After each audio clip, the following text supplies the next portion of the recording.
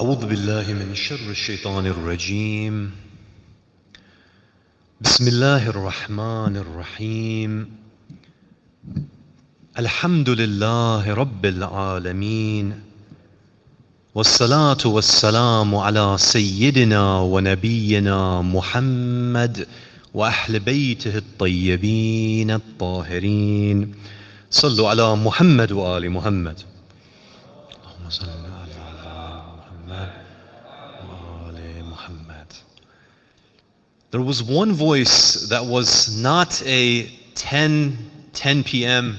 salawat, but otherwise it was a after 10 p.m. salawat. Let us recite a louder and more energetic salawat, inshallah. Allahumma salli ala Muhammad wa ali Muhammad wa ajil farajah. Every human being is after that connection with God, that sense of spirituality, that sense of sakina, that tranquility that we feel inside of ourselves.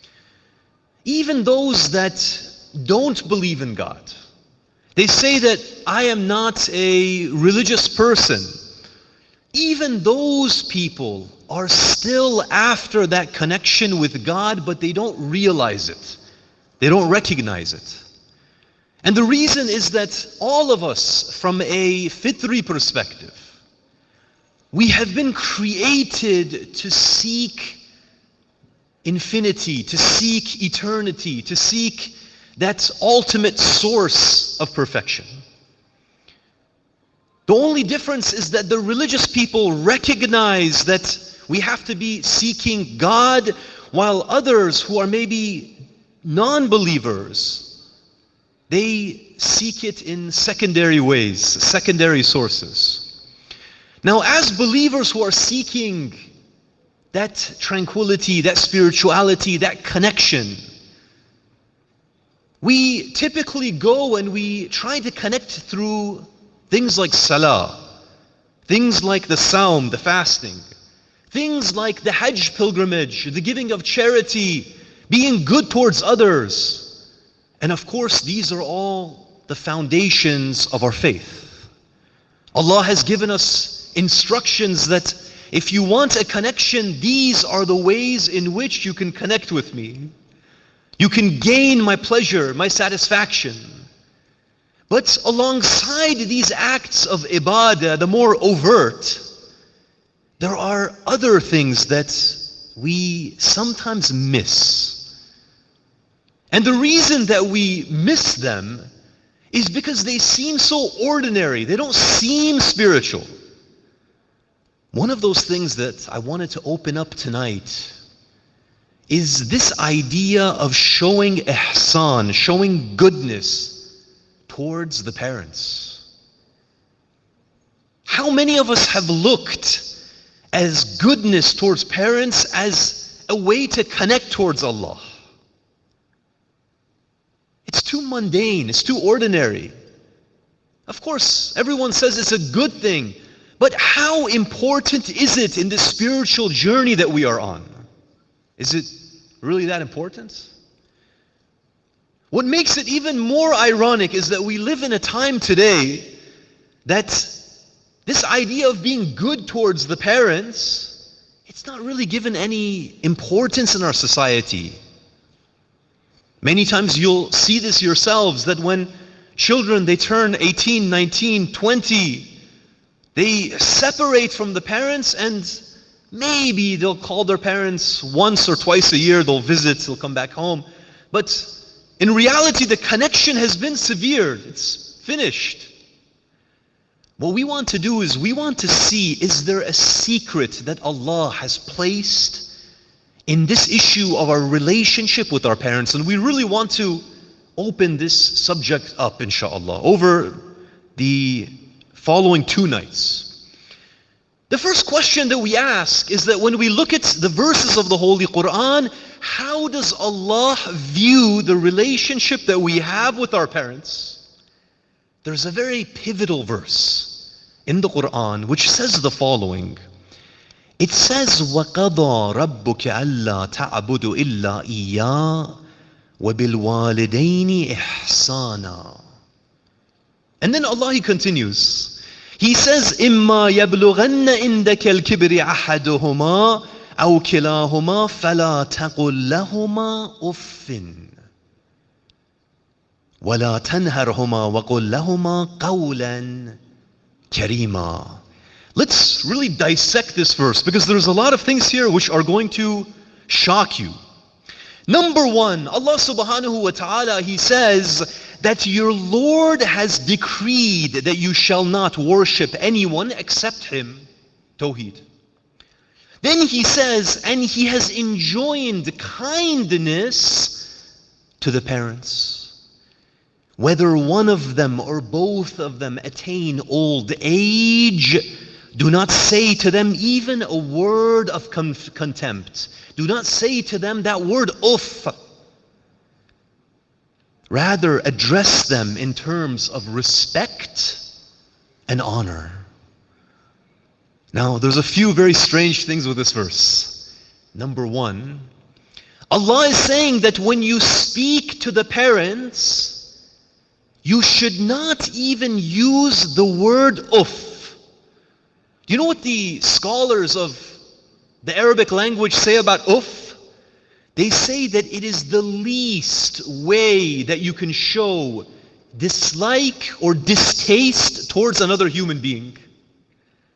You know, in English, sometimes when we are upset with someone, we say, It's the least way that we could show that we are displeased with something that they've done. Allah, He says that when you are dealing with your parents, I don't want you to use even the least word of distaste. And then He mentioned something else in the beginning of the verse. I don't know if you noticed it. He began the verse by speaking about Tawheed. He said that one of the things that I am ordering you to do, I am commanding you to do, is that you should worship no one except for Allah. And then He takes that idea of Tawheed, that idea of monotheism, and He connects it with this idea of ihsan towards the parents. Ya Allah, what in the world does this idea of worshiping you have to do with being good to parents? It seems as if these are two diametrically opposed concepts. I mean, we all know it's good to be kind to the parents, but why is Allah connecting these two concepts? It's as if He is saying that if you want to worship me, then the condition of it is that you also have to be good to the parents. You're not going to be able to worship me properly in the way that I want unless and until you show this type of behavior towards those that raised you. Very strange, isn't it?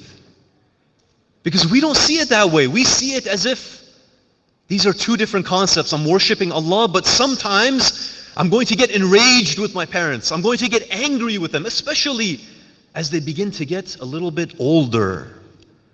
You know, when people get old, they begin to weaken. Their minds aren't as sharp, their bodies aren't as strong. They begin to say things, do things that annoy us. They upset us. But Allah is saying that if you are so lucky that one of them, or maybe Allah blesses you, both of them, they reach that age where they become old alongside you, I don't want you to even say the word uff to them. I want you to say beautiful words, kind words to them. This is verse number 1. The second verse, where Allah speaks about the parents, it gets even stranger. Allah, He says that we have enjoined man concerning his parents. And then Allah reminds us, it's so easy to forget this point. Allah, He says that his mother carried him through weakness upon weakness.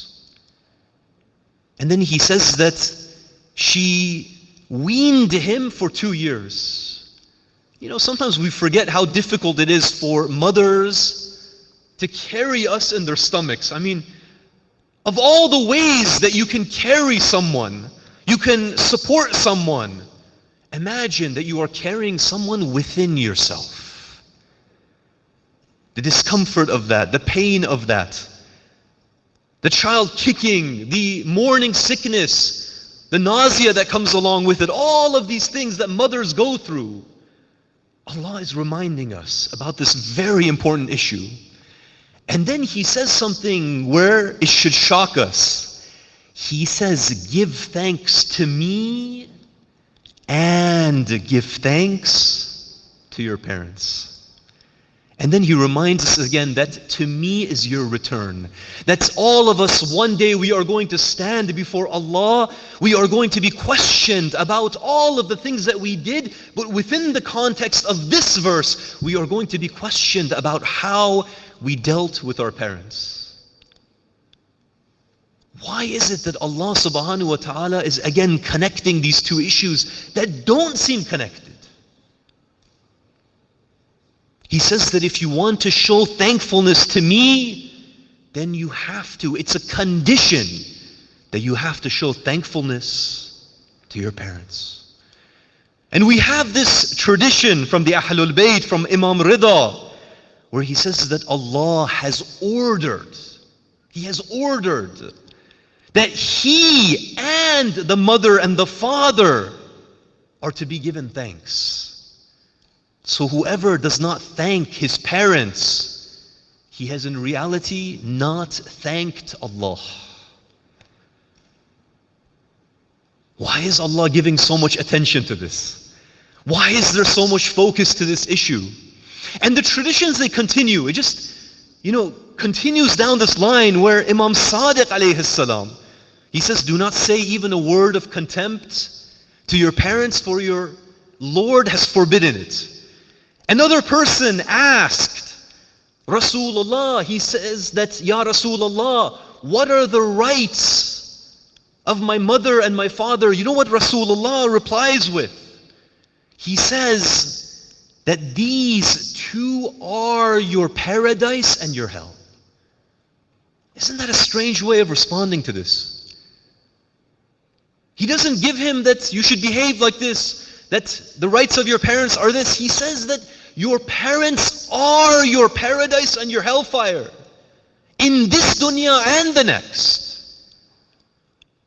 These traditions just continue one after the other after the other. But here there's a very key point that I wanted to go over tonight, because we don't really see things in this way. And that is that when we are living in this dunya, one of the reasons why we don't understand some of the rules, some of the recommendations, some of the commands that Allah tells us to do, is that we don't understand the system of creation that Allah has created for us. What do I mean by this? All of us, we recognize the system of physical cause and effect. We know that if I want to achieve certain goals in life, I have to go through this system of cause and effect. I'll give an example. If I want to get a really good job, I want to make a good income, what do I have to do? I can't just sit at home and do dua. That's not going to work, as much as we wish it was that way. What I have to do is I have to go through the school system. I have to go through university. I have to get a degree. I have to go through internship. I have to then go and I have to build a resume. I have to send the resume to different companies, different corporations. And eventually one of them is going to hire me, and through that process I am going to receive rizq. Allah is sending it, but it is coming through this process of physical cause and effect. Another example, if I want to get married, of course, the sitting at home and doing dua is not going to work. What do I have to do? I have to go out there. I have to search for a suitable candidate. I have to maybe send the parents over to different households. They can speak. And then we have to go to that house, you have to speak to that individual, and eventually that connection is made and you get married. Alongside this system of physical cause and effect that we know so well, Allah subhanahu wa ta'ala, He's created another system. But it is a system that you and I, we can't see. We can just see sometimes the effects. This is the metaphysical system of cause and effect. What does that mean? It means that just like Allah has this system of physical cause and effect, there are certain things that I will do that will end up having repercussions on the spiritual level, on the metaphysical level, but I can't necessarily see it. But I will definitely feel those effects. We have these traditions from the Ahlul Bayt that go into this idea of this metaphysical system that Allah has created. What do the Ahlul Bayt say? Number one, Imam Sadiq alayhi salam, he says, rather, let me go a little bit down here. Sallu ala Muhammad wa ali Muhammad. Allahumma salli ala Muhammad. That's too far. I'll try. Yeah. Allahumma salli ala Muhammad wa ali Muhammad. One of the traditions that we have from Rasulullah sallallahu alayhi wa alihi wasallam is that he says the following about this metaphysical system that he's created. He says that lucky is the one that is good towards his parents. Why? Because Allah will increase and extend his lifespan. Ya Allah, how? What connection is there that if I am good to my parents, you will actually take that life that maybe you had written you are going to live for 30 years, 40 years, 60 years, 80 years, 90 years, and you're going to extend it 10 or 20 or 30 years. How does that work? We have no idea. But what we know is that Allah has created this system, and that when we act in this dunya, it has certain repercussions. One of them is that when we are good to our parents, your life will be extended. That accident that was going to happen, Allah prevents it. That illness that was going to take place, Allah prevents it. He protects you. All of it, why? Because of that goodness that you show towards your mother and father. Another tradition, Imam Hadi alayhi salam, he says that acting in an ill manner, when you show disrespect, when you hurt the feelings of your parents, when you break their heart, he says acting in an ill manner towards one's parents, it brings about poverty and disgrace. How? How is it that I say something to my parents, I begin to lose money, I begin to lose that income that Allah had given to me? What happens? We don't know. But what we know is that Allah has created that system right alongside that physical cause and effect. He has also created that system of metaphysical cause and effect for us. So many of the things that we are told to do, we don't understand why. Allah says if you do it, it is going to have beautiful repercussions, beautiful consequences, both in this world as well as the next. Now, some of you might be asking, what is the meaning of ihsan? We went over that verse of the Holy Quran where Allah says that I want you to act with ihsan towards your parents. Goodness is a little bit ambiguous, isn't it? It's a little bit difficult for us to pin down. But the way that the scholars have defined ihsan is they have said that it is anything which in that society that you live in, when people see it, they say that is an individual that is showing goodness to his parents. It could be kindness in words. It could be a phone call that you make regularly to your parents. It could be helping them when they are in need of help. It could be many of these things. But it is that which when people they look and they see, they say, this individual is showing ihsan. He is a good son. He is a good daughter towards the parents. Now here I wanted to open up a few stories of some of the effects of what happens when we show either respect or disrespect towards our parents. Story number one, it is a story which is given to us from the land of Iran. There was this individual by the name of Rajab Ali Khayyat who lived in Iran. This was maybe 50, 60 some years ago. This individual, unlike the rest of us, because of his spirituality, he had the ability to look into the metaphysical world, meaning that when he saw you, he could actually see into your soul. He could actually see the good and the evil deeds which you had performed. And so just imagine this man is walking down the street, and whenever he sees someone, he can see all of the sins and the good deeds that they have committed. We might see that as something amazing, but I think it's something difficult to deal with. You know, we don't want to see all of that information about people. I think we'd rather not know many things. In any case, this individual, he had this ability and people knew about it. One day, a young man, he approaches Rajab Ali Khayyat. He says, Rajab Ali, I've been having this problem. Maybe you can help resolve it for me. Rajab Ali, he says, what is the problem? What are you dealing with?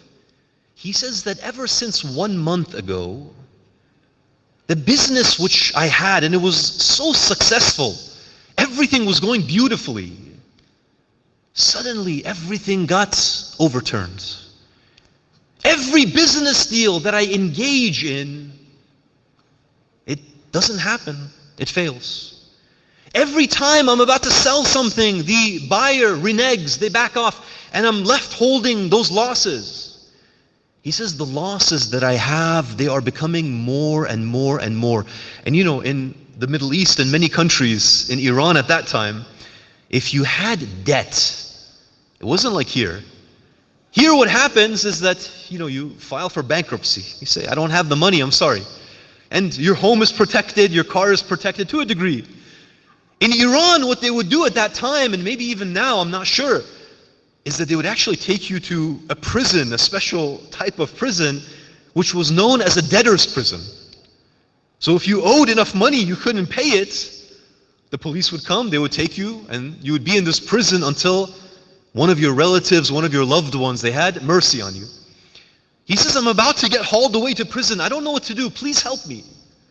Perhaps this young man, he thought that Rajab Ali Khayyat would give him a dua, a ta'weez, a dhikr, or something spiritual that could lift this negative energy that was over him. Rajab Ali, he looks at him. And he turns to him and he says that what I'm seeing is that you had a fight with your mother and your mother is not content with you. She's upset with you. The young man says, impossible. Impossible. We live with my mother. She's in the same household. We have a good relationship. Nothing's happened. Rajab Ali, he says, well, this is what I'm seeing. The young man, he goes to his house. He approaches his mother. He says, Mother, are you upset at me? Is there a problem that we have? His mother says, why are you asking me this question? He says, just, Mother, please, give me the answer. I need to know the answer to this question. The mother says, yes, I'm upset with you. She says, do you remember 1 month ago, we were sitting and we had just finished eating lunch. And I was sitting down, the lunch had finished, the meal had finished, and your wife was picking up all of the different plates that were on that table. And suddenly you yelled at me and you said, Mother, do you think that I have brought home a servant so that you can laze about?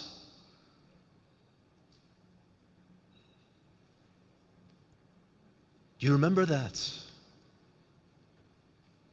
The mother reminds him of this. The son remembers. She says that when you said that to me, it broke my heart because I've gotten old. I've been helping you my whole life. I've reached this age where I'm not able to do what I was able to do before. That really broke my heart. The son begins to kiss his mother. He kisses her hands. He apologizes profusely. He narrates that on that same day, he says that business that was failing every single day for the past month, he says suddenly it reverted back to that original form. All of my debts were paid. The situation became better. And he says, I was saved from that very difficult situation. How many times have we seen something in our own lives?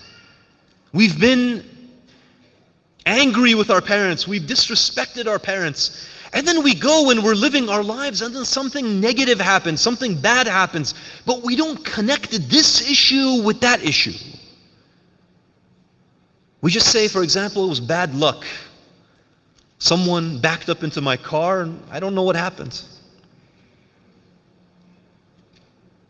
If we think back, if we really go into detail, I think that many of those negative incidents, many of those things which caused us so much pain, so much suffering, we could connect them to maybe something that we did with our parents. This was the first story. The second story, we are going to cross borders. We're going to go to the land of Iraq. In Iraq, there was a very famous scholar by the name of Ayatollah Mar'ashi Najafi. Very well-known scholar. He narrates himself that he says that one time, one of the office workers that worked in his office, he wanted to take the day off. I think it was 12 o'clock, 1 o'clock, and he wanted to go home a little bit early. So he approaches Ayatollah Mar'ashi Najafi, and he says that if you'll permit me, I wanted to go home a little bit early today. Ayatollah Mar'ashi Najafi asks him why, what is the reason? He says that the reason is that my father has come from the village and I want to go be with him today. I want to spend some time with him today. Ayatollah Mar'ashi Najafi, he becomes very happy. He says, go, spend some time with your father. But he says that I have a story that I want to tell you very quickly before you leave. The office worker says, what is it? He says that when I was a young boy, I was about 11 or 12 years old. He says that I was growing up in the city of Najaf because my father had moved us there. We were studying. He says that one day in Najaf, my mother called me. She said, my son, I want you to go and I want you to tell your father that lunch is ready. Ayatollah Mar'ashi Najafi, he goes upstairs. And he's about to tell his father that, Father, the lunch is ready, come on downstairs. When he sees that his father has fallen asleep. He goes to wake him up and then he remembers that, what if I wake up my father, but my father becomes upset with me? He says, my son, I didn't ask to be woken up. You know, sometimes, especially in the Middle East, I don't know what it is about those afternoon naps, it really hits the spot. Something to do with the weather, I don't know what it is, but it really feels good and you don't want to be woken up from that afternoon nap. He says that, what if I wake him up and then my father gets upset at me? But then he's thinking, on the other hand, my mother told me to go and to tell my father, what do I do in this situation? How old is Ayatollah Mar'ashi Najafi at this point? He's 11 years old, he's 12 years old. Look at the level of understanding that he has about Islam. Sometimes we reach the age of 50, 60, 70, we still don't have this type of understanding. He says, I didn't know what to do. I really didn't know what to do. He says, suddenly an idea came to me. The idea was this, that I'm going to go down and I am going to begin to kiss my father's feet. He begins to kiss his father's feet. His father suddenly wakes up from that. He looks down, he sees that his son is kissing his feet. It's really a deep sign of devotion, a deep sign of love. It's one of the perhaps deepest things that one can do. He says that when my father saw this, he raised his hands in dua. He began to do dua for me. He says, I swear by Allah that every single dua that I saw my father do for me on that day, it was fulfilled for me. I have seen every single one become fulfilled. How many individuals go into the Hawza? How many thousands of individuals? They are studying in the Hawza, dedicated, intelligent, hardworking. Out of all of those tens of thousands, maybe hundreds of thousands, how many of them become the likes of Ayatollah Mar'ashi Najafi? You see, we don't connect the dots. We don't see the connection between these things. And we go out pursuing that world of physical cause and effect.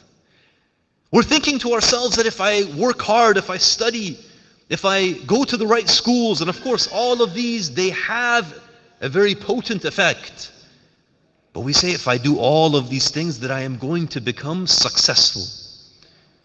What we don't realize is that Allah has that parallel system. That He says if you want to become successful, of course you have to work hard. But alongside working hard, there are these secrets. If you go after these secrets, in fact, it may be even more potent, more powerful than the things that we do in this dunya. Now, another question that comes up here, and this is a very important question, is that what are the limits of ihsan towards parents? Because many times one of the questions is that, look, sometimes our parents ask us to do things that we don't want to do. They encroach upon my rights as a human being. They want me to study something specific. They want me to marry a specific person. I don't want to do these things. I have my own desires. I have my own life. Is it that Allah has said that we have to do everything that our parents have told us to do, or else we're going to be cursed, for example? The answer is that no. Many times in our culture, what is told to us is that obedience to parents is wajib. Obedience to parents, of course, it is something beautiful, it is something good. But it isn't something which is wajib in and of itself. What do I mean? What is wajib in and of itself through the Quran, it is showing ihsan, showing goodness to the parents. And of course, listening to the parents, showing obedience to the parents, it is usually a part of ihsan. You can't be good towards someone if you're not going to listen to what they say, if you're going to go against their wishes all of the time. But there are situations where we are ordered to go against what our parents tell us. It's a command. And I'm going to give some examples here. Example number one is that sometimes we have an issue between the mother and the wife. This is more common in some communities. For example, in the Indo-Pak community, there's movies made about this. Movie after movie after movie. In fact, maybe all of the movies are about this subject. Of the mother-in-law that encroaches on the rights of the wife. And the son is stuck in the middle. He doesn't know what to do. On one hand, he says, I have to obey my mother, my parents. On the other hand, the mother is, in some cases, oppressing the wife, encroaching on the rights of the family. What is our responsibility here? The responsibility here is that whenever we see oppression taking place, it is your responsibility. This is the month of Muharram. It is your responsibility to stand against it. What if my mother gets upset?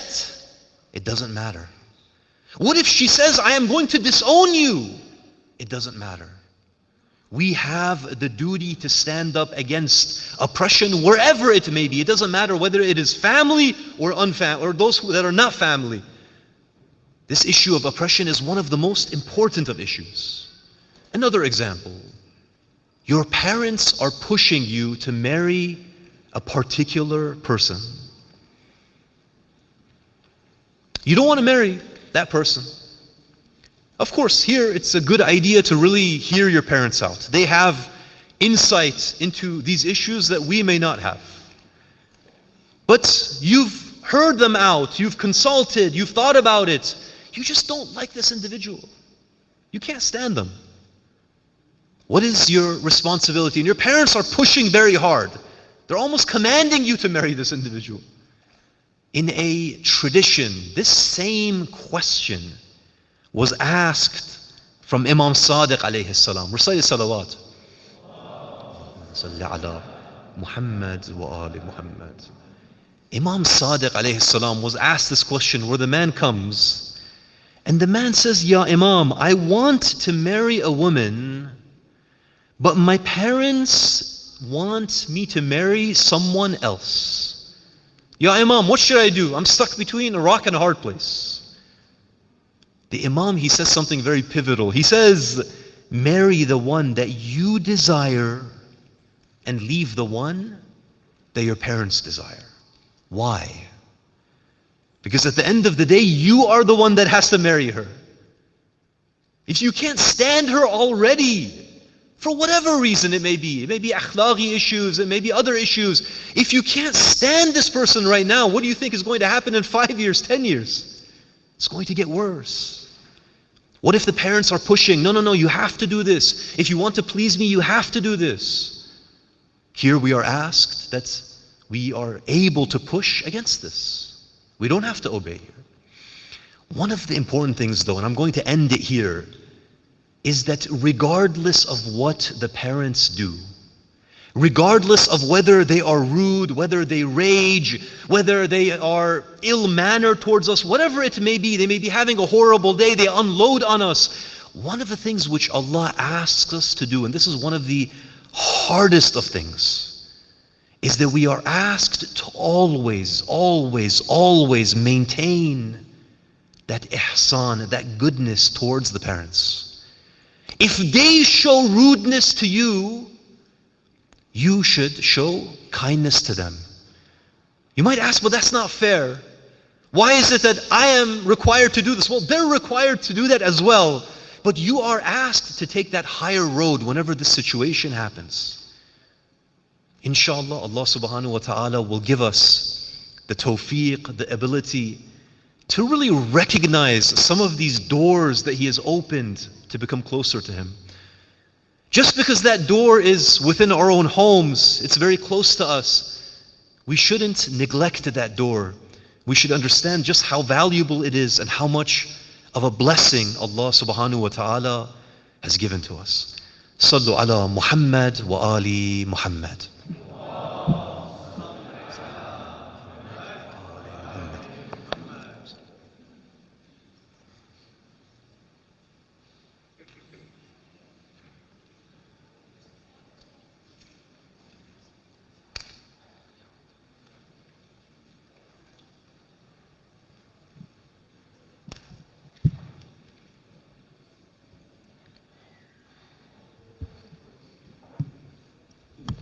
صلوا على محمد وآل محمد.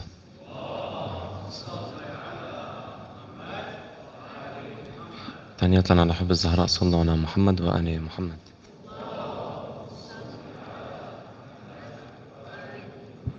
ثالثة لتعجيل فرج مولانا صاحب العصر والزمن صلوا على محمد وآل محمد.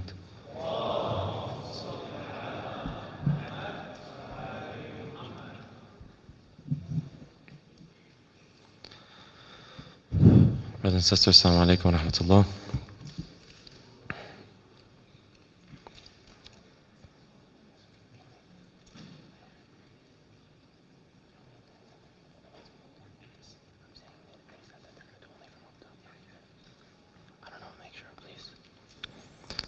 I apologize, brothers and sisters. Sallu ala Muhammad wa ali Muhammad.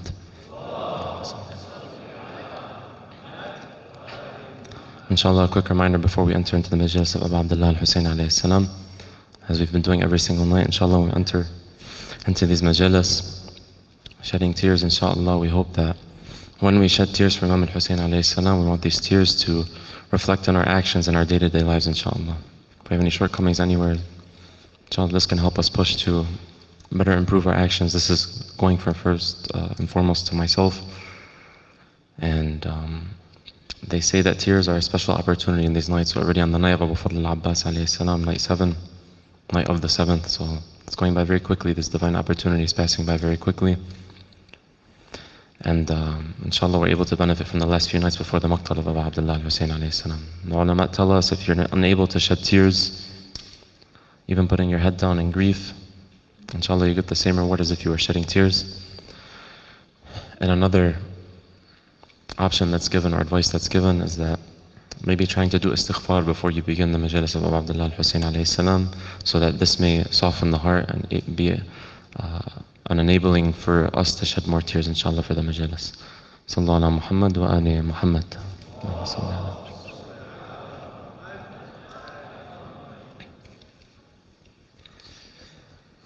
I apologize. Is there any way that we can turn this light off? If there's anybody here. Sallallahu ala Muhammad wa ali Muhammad. I apologize, brothers and sisters. I think they were supposed to turn on different lights. I just don't want it, just so everybody's comfortable during the majalis. Sallallahu ala Muhammad wa ali Muhammad.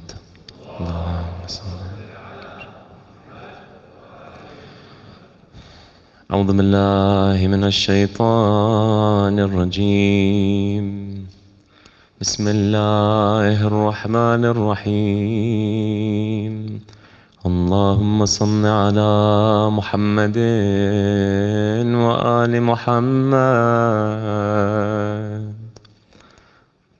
اللهم صل على محمد وآل محمد.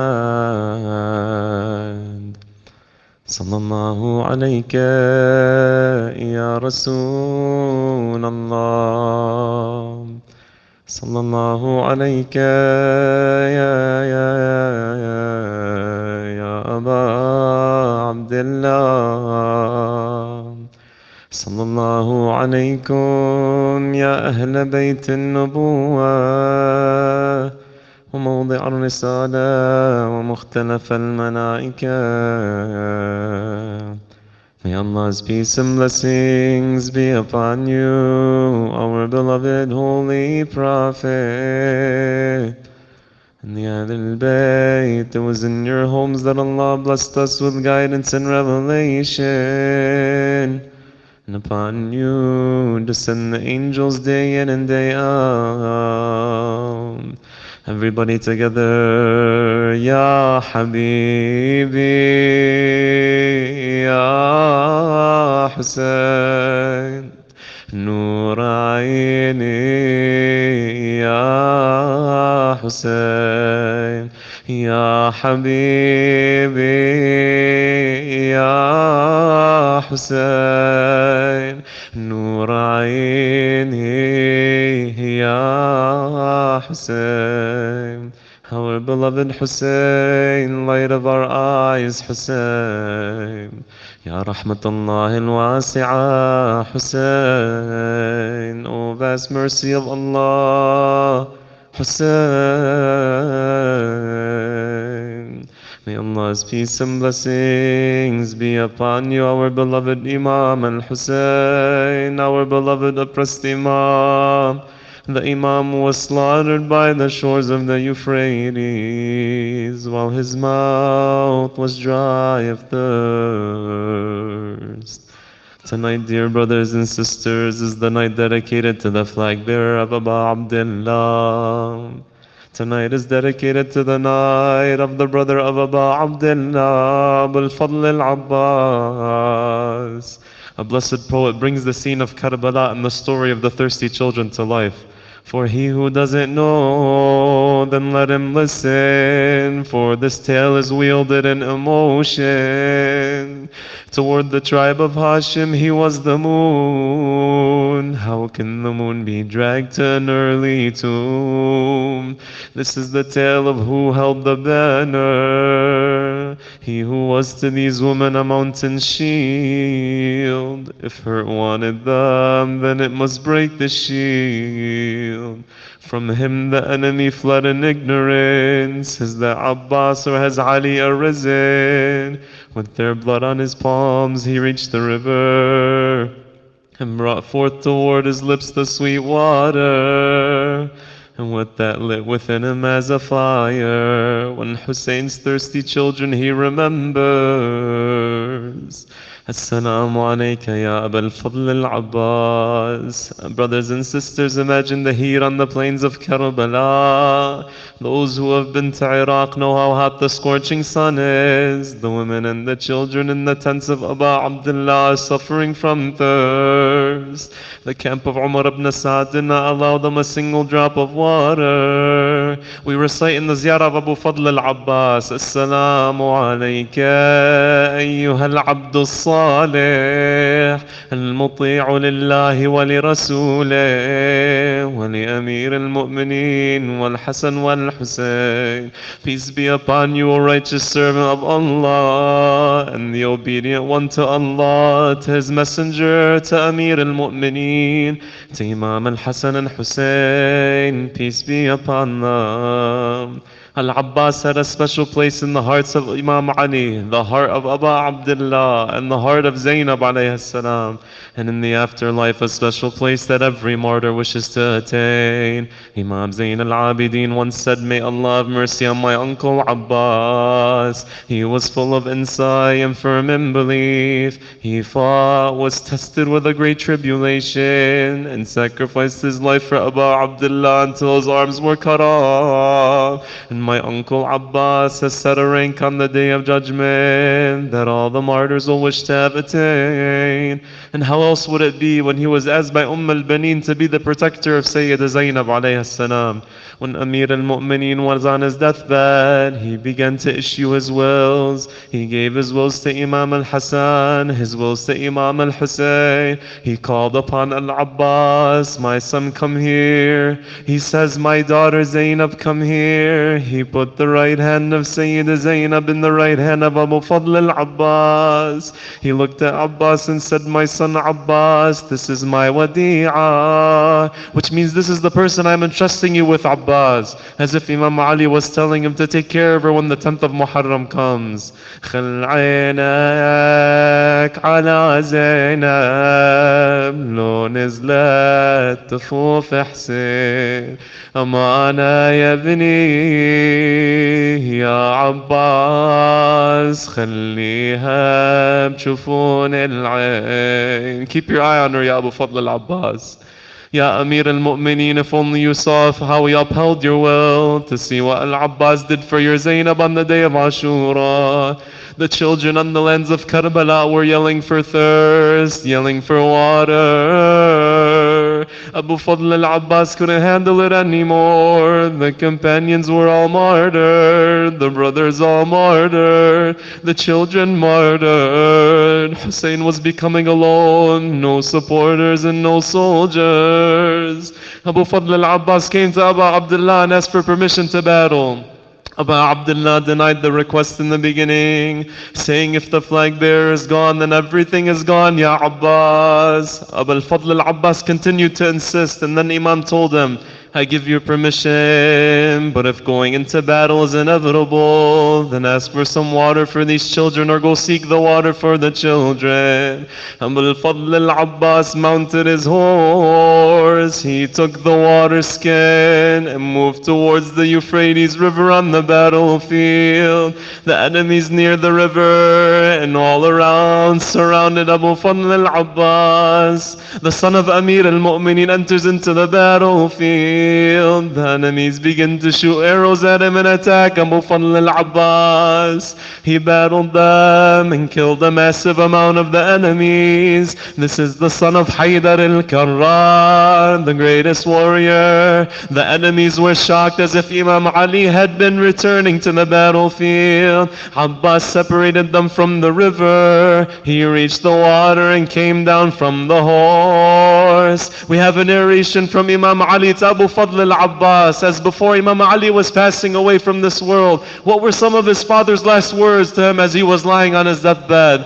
When Amir al-Mu'mineen had been struck down and he was lying on his deathbed, he pulled his son Abu Fadl al-Abbas close to him. The same Abbas whose arms he would kiss over and over again when he was a child. He pulls him close to him and he hugs him tight. He says to him, my son, on the day of Ashura, you are going to do something which is going to make me very proud, Ya Abbas. Ya Abbas, may you not drink any of the water of the Furat while your brother Hussein is still thirsty. He put his hand in the water and felt how cold it was. Abul Fadl al-Abbas is thirsty. فذكر العطش الحسين. But he remembered the thirst of Abu Abdullah al-Hussein and he began to say, يا نفس من بعد الحسين هوني فبعده لا كنت أو تكوني هذا حسين وارد المنون وتشربين بارد المعين تالله ماذا فعال ديني ولا فعال صادق اليقين. He said, O self, before Hussein you are worthless, for it wasn't for him you wouldn't even be. Hussein is about to drink the cup of death and you wish to drink the cold water. By Allah, this is not what my religion calls for, nor the act of a sincere believer. It is said that he dropped the water and filled the pouch. He put it on his shoulder and left the river. The enemies tried to cut Abu Fadl al-Abbas off. Umar ibn Sa'd shouted, cut the path before him, shoot the water. By Allah, if the water reaches the camp of Hussein, he will end you all. They surrounded Abu Fadl from all sides as he shouted, لا أرحم الموت إذا الموت زقا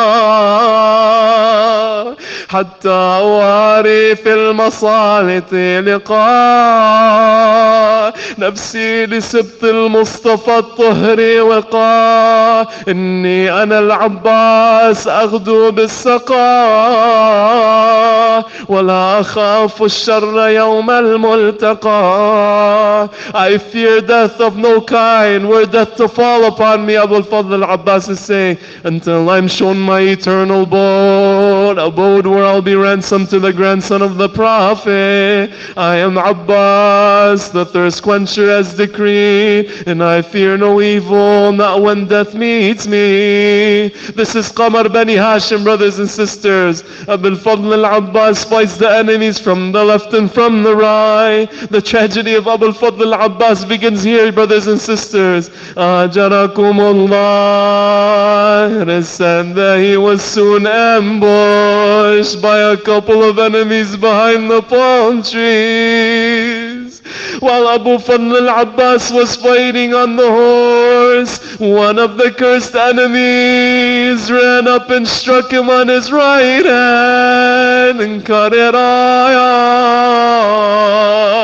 Abu Fadl al-Abbas took the sword with his left hand, saying, Wallahi in qata'tum yamini إني أحامي أبدا عن ديني وعن إمام صادق اليقين نجل النبي الطاهر الأمين. He says, by Allah, if you were to cut off my right hand, I will forever defend my religion and the sincere and certain Imam of it, the grandson of the pure and trusted Prophet. Ajarakumullah, brothers and sisters. Abu Fadl al-Abbas was then ambushed again by the other cursed enemy. The enemy swings and cuts off the left hand of Abu Fadl al-Abbas. Abu Fadl al-Abbas calls out, Ya nafsu la لا تخشي من الكفار وأبشري برحمة الجبار قد قطعوا ببغيهم يساري فأصلهم يا رب حر النار. O self, do not fear the disbelievers and have good tidings in the mercy of Allah. For from cruelty they have cut off my left hand. My Lord, let them suffer in the heat of the hellfire. It is said that Abu Fadl al-Abbas then held the water in his mouth and all he cared about was taking the water back to the camp, as if to show that Abbas is saying, it's okay if I lost my right and my left arm, as long as the water gets back to Hussein and the women and the children. Listen to what breaks the heart of Abbas in this moment. There came a point when the arrows were being rained on Abu Fadl al-Abbas. It is said that the water pouch was struck with an arrow and the water spilled to the ground. What must have Abu Fadl been feeling in this moment? Allahu Akbar. Ajarakum Allah. It is said another arrow was shot and it hit Abbas straight in the chest. It is said another arrow was shot and it Abu Fadl al-Abbas in his eye. Ya Abbas, no eye to see, no arms to fight with, no water to take back to the tents. Azzam Allahu lakum al-ajr, brothers and sisters. It is said that one of the other enemy soldiers swings an iron rod and hits Abu Fadl al-Abbas on the back of the head, fracturing the skull of Abu Fadl. When a soldier is struck, brothers and sisters, how does he break his fall? How does he break his fall? Allahu Akbar. It is said that there is a time where Allama Majlisi, one of our great scholars, would be reciting the musibah of Abu Fadl al-Abbas. And it is said that he had a dream of Sayyidah Zahra alayhi salam. She was telling him, Majlisi, you recited the masaib of Abu Fadl al-Abbas and not the musibah. Majlisi tells Sayyidah Zahra in the dream, he tells her, Mawlati, my master, I recited everything that was there. What did I miss? She tells him, no, Majlisi, tell those that are listening to the tragedy of my son Abu Fadl al-Abbas that the musibah of Abbas is that when you fall from an elevated position, how do you break your fall? My Abbas had no arms to break his fall. Allahu Akbar. The soldier, when he falls, he breaks his fall with his two hands. May we be ransomed for you, Ya Abbas. He fell to the ground upon his face with no arms, shouting, Alayka minni salam, Ya Aba Abdullah. Adrikni ya akhi. Peace be upon you from me, Aba Abdullah. Come and help me, my brother. Aba Abdullah immediately came to Abu Fadl al-Abbas, calling his name. He found him in that state on the burning lands of Karbala. His skull broken, the arrow in his eye and his chest with no arms. Allahu Akbar. Can you imagine seeing your own brother or sister or family member in such a scene who you love so much? What was Aba Abdullah probably thinking in this moment? Maybe he was thinking, Ya Abbas, what have they done to you? Who cut off your arms? Who struck your head? Who hit you in the chest? Who hit you in the eye? Narrations say that Aba Abdullah came to him to pick him up, so Abu Fadl al-Abbas opens up his eye.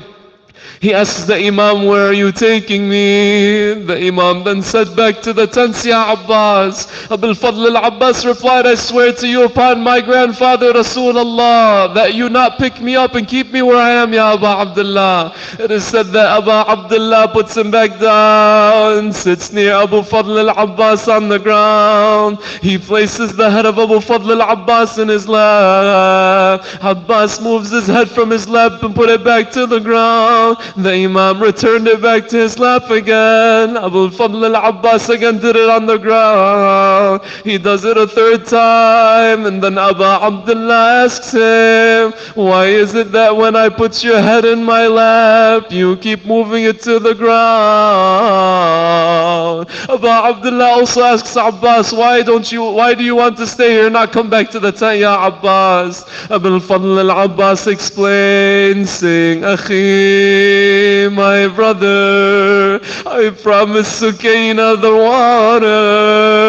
I promised to bring Sukaina water, and I'm embarrassed to go back. Ya Abu Abdullah, you've now come to take me by the head in your lap, but in an hour, who will remove your head from the dirt? What does this do to Abu Abdullah al-Hussein alayhi salam? May Allah reward your brothers and sisters. Soon enough, the holy soul of Abu Fadl al-Abbas departs this world on the lands of Karbala. رحم الله من نادى وعباسا وعباسا. It is said that Abu Abdullah gets up from the plains in the Masra of Abu Fadl al-Abbas and holds his back yelling out, الآن انكسر ظهري. Now my back is broken, Ya Abbas. رحم الله من نادى وعباسا وحسينا. The Imam left Abu al-Fadl al-Abbas near the river. He made his way back to the camp. Imam al-Hussein called out on the day of Ashura, هل من ناصرين ينصرنا? Is there not a supporter to aid us? Is there not a helper to help us? Is there not a demander of truth to fight with us? I say that day, Ya Abu Abdullah, there weren't anyone to answer you, but here are your supporters of your grandson, the awaited Imam al-Mahdi, and we'll be ready inshallah to answer your call. Upon returning to the camp, it is said that Sukaina and the children came to Abu Abdullah asking him where the water is. They were asking him, where is our uncle Abbas? How would Imam al-Hussein respond? He tells her, Sukaina, عظم الله لك الأجر بعمك العباس. Sukaina, may Allah reward you on behalf of your uncle Abbas. And she began to cry and shout. Sayyida Zainab hears the cries. She began to call out, Wa Akha, Wa Abbasa. She gathered herself to go to the river. The Imam al-Hussein had to hold Sayyida Zainab back for going to Abu Fadl on the battlefield, as if she wished to go to Abu al-Fadl al-Abbas and tell him what was bound to happen to them if they were taken captive after Ashura. Listen to some of the lines of poetry between Sayyida Zainab and Abu al-Fadl regarding this tragedy. لحظة يا خويا تنتظر محلى جمالك يا البدور مقدار اشوفه معتفور هيد لزينب يا القمر. Oh my brother, wait for me, so beautiful your face it be. I can't you see you on the ground buried. Stay with your Zainab ya Abbas. قلها يا زينب انتظر واحسني حزن احر الشمور لازم افدي هالعمر هو الشمس وانا القمر. Oh Zainab, you say wait for me, while Hussein's head with shimmer you'll see. I must go and give my life for him. He is the sun and I am the moon. لحظة بقبل هالجفوف قبل أن تقبل هالسيوف. عباسي لا زينب تعوف وتبقى غريبة يا القمر. A moment I kiss your two hands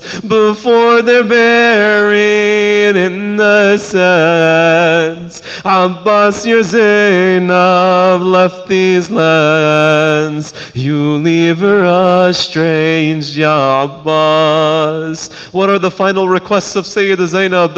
What would she have said to Abu al-Fadl al-Abbas? وسلم على أم الزهرة ولا تنسى ابويا خبره.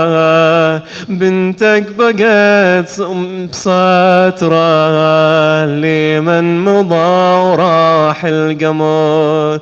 Send my salams to Mother Zahra and tell my father Haidara your daughter stayed covered in Karbala and Abu Fadl left to Allah. Bid farewell with Zainab to Abu al-Fadl, everybody together. مع السلامة يا خير مع السلامة يا خير قربت مني المنية وارفع الصرخة عليا. راح القمر راح القمر. My brother, peace be with you. To death I go, my time is due. Cry tears over me and blood too. The moon is gone, the moon is gone. Say your farewells to Zainab ya Abu al-Fadl al-Abbas. Farewell to you, my sister. My death is now even closer. Cry over me a long river. Cry over me a long river. Everybody let us send our salams to Abu Abdullah. يا حسين سلام من قلوب أنت فيها. يا حسين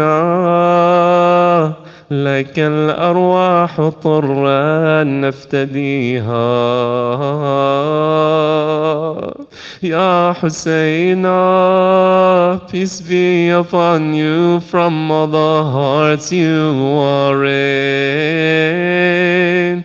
Ya Husseina, peace be upon you from all the hearts you are in. لا حول ولا قوة إلا بالله العلي العظيم. وسيعلم الذين ظلموا آل بيت محمد أي منقلب ينقلبون والعاقبة للمتقين. إنا لله وإنا إليه راجعون. To Allah we belong and to Him is our return, and soon the aggressors will know what change their affairs will take, and the end times will be for the righteous. Ya Allah, in the name of Hussein, by the right of Hussein, by the thirst of Hussein, Ya Allah, we ask you to forgive our sins. We ask you to allow us to shed tears and to make a change through these majalis. We ask you to give us a good end on the path of truth. We ask you to fill our hearts with the love of Muhammad and the family of Muhammad. We ask you to cure our sick ones and forgive our deceased, Ya Allah. We ask you to bring victory and relief to the oppressed all around the world, specifically those in Palestine, Ya Allah. Ya Allah, we ask you to hasten the return of our Imam Sahib al-Asri wa Zaman and to make us amongst his loyal supporters, Ya Allah. Birahmatika Ya Arhamar Rahimin. Wa sallallahu ala Sayyidina Muhammadin wa alihi at-tahirin.